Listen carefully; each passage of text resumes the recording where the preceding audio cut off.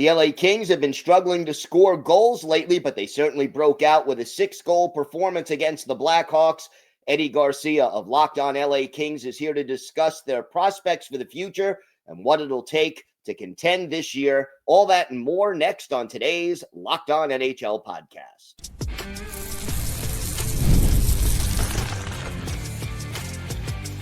You're Locked On NHL, your daily podcast on the National Hockey League. Part of the Locked On Podcast Network, your team every day. Gil Martin here. Welcome, everybody, to the Monday edition of the Locked On NHL podcast. We are part of the Locked On Podcast Network, your team every day. I want to thank everyone who makes Locked On NHL your first listen every day. Don't forget to subscribe on YouTube or wherever you listen to podcasts so you never miss an episode. And thank you for helping to make Locked On the #1 sports podcast network. Today's episode is brought to you by Game Time. Download the Game Time app, create an account, and use code LOCKEDONNHL for $20 off your first purchase.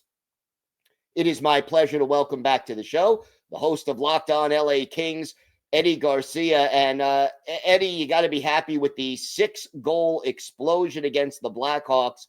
How good did that feel for this team, which has been struggling to score, to just break out like that? It felt amazing. It was unexpected, but it was very, very much needed. As you mentioned, this is a Kings team that has had a lot of trouble scoring goals, especially lately.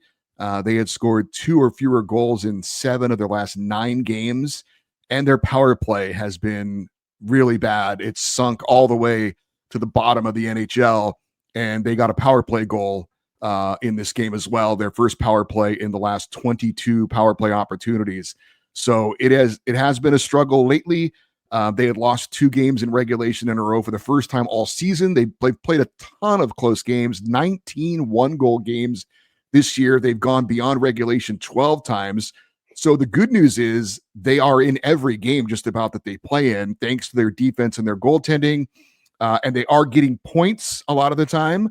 But if they could get a few more goals, and if the power play could just be okay because of the defense and the goaltending, it could go a long way in them getting some more points on the season. You mentioned the goaltending, Darcy Kuemper having an outstanding start to the season. What is he doing so well, and how important is that defense in front of him? It's been without question the backbone of this team. I think Darcy Kuemper should frankly be in consideration for the Canadian Olympic team. He's been that good. For people who maybe haven't watched him, he had a little bit of a slow start, but since has been outstanding. And he's followed up his Vezina finalist season ago with another really fine season. I don't know that he'll be a finalist again, but he needs to get the support from his offense. But as far as his play in net, he has given the Kings a chance to be in every game. The defense, also a little bit of a slow start, but they have come around as well. Drew Doughty just came back from his injury. So the strengths of this Kings team is what you have seen right in the past few years, goaltending and defense. And that is good enough for them to be one of the better teams in the NHL. They've been top 3 in the Pacific pretty much all year. It's the offense and it's the power play. That's the thing that's holding them back from being maybe a team that can do something in the postseason. And that's obviously something they're going to have to address as the season goes on, either within or outside the organization. How do they address it? Let's start with this. Who are the candidates from within to step up and maybe improve things? Or is there anyone in the AHL that they could bring up?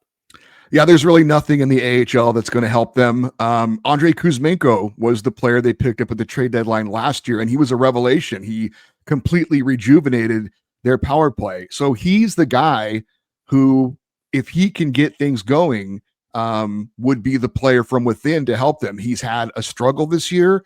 The last game against Chicago, he did score a power play goal. He did set up a couple of very good power play opportunities.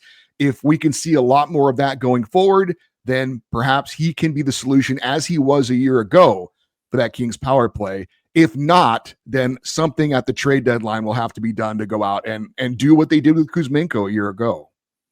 Is there something they're not doing on the power play, or is this just mostly a lack of finishers or talent? They've tried a lot of different things, and at some point, I just think you've got to pick a plan and stick with it. They had a 5-forward power play unit for most of the year, and it was a lot of nice passing around the perimeter, but nobody going to the net and nobody getting, good shots on net. And I think they've decided, okay, we have to flip this around. They put Drew Doughty and Brant Clark now as the quarterbacks, as defensemen on both of their power play units, have asked them to run things, get shots from the point, and try and be a little bit more blue collar in going to the net, getting screens, getting rebounds, things like that. So hopefully that will free up guys like Kevin Fiala and Adrian Kempe on the wings to get some more opportunities on some one-timers. I know there have been some rumors out there about the coach being on the hot seat. I know that they've been refuted. Why don't you straighten out what's going on out there right now? Well, I don't think there's any question that Jim Hiller is certainly got the spotlight on him. There was an internet post that the Kings had reached out to former Stars and Sharks and Golden Knights coach Pete DeBoer, who I think is probably at the top of a lot of lists for as far as potential coaching vacancies. And then the term was used like that they were in serious discussions. I would be very surprised if that was true. I know that GMs don't always, tell the truth when they are asked about for comments on things like this. I don't believe the Kings have seriously discussed a coaching change. Now, I don't know if maybe, they've asked if the opening were to happen, would you have interest in it or something like that. But I don't think at this time that is necessary. I think the 6-goal win over Chicago and the way the Kings have played, because it isn't like they're not playing hard. It's just that they were in one of those stretches. Gil, you've seen this for teams. It's just not going in the net no matter what they do. And you just got to work your way out of it. And I think that 6-goal outburst against Chicago, relieved a lot of stress. I think it reiterated that the team is still playing hard for Jim Hiller and they're still listening to him. So I don't believe that they're seriously looking at making a coaching change anytime soon.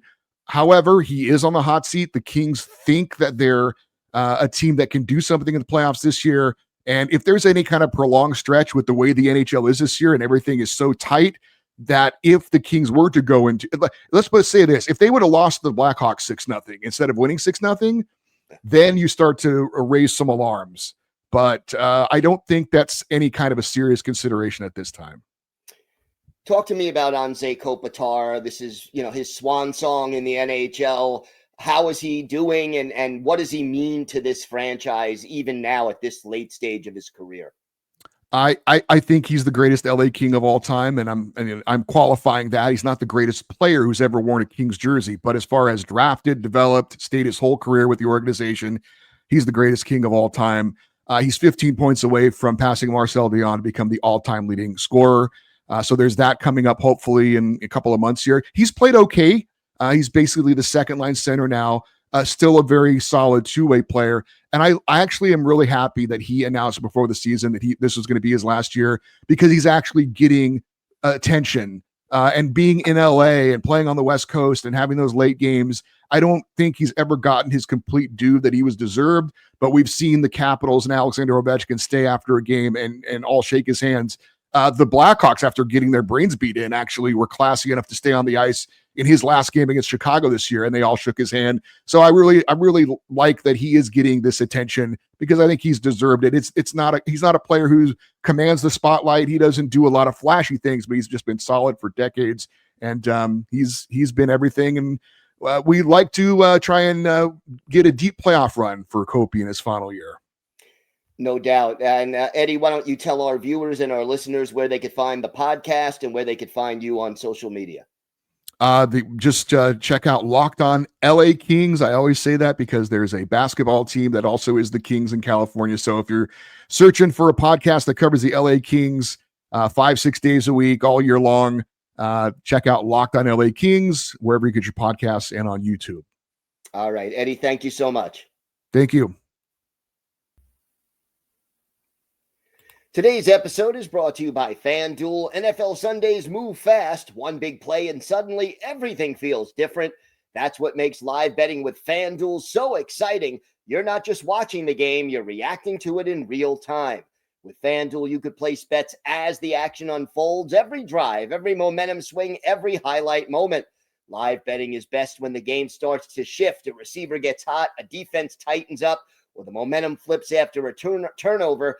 FanDuel lets you jump into the moment. Live spreads and money lines adjust instantly. Player props update as guys heat up. You can bet next touchdown scorers, drive results, totals, and more. It keeps you locked into every snap, every drive, and every possibility. So if you want to be right in the middle of the action this season, visit FanDuel.com and place your NFL live bets all season long. FanDuel, the game moves fast, and so can you.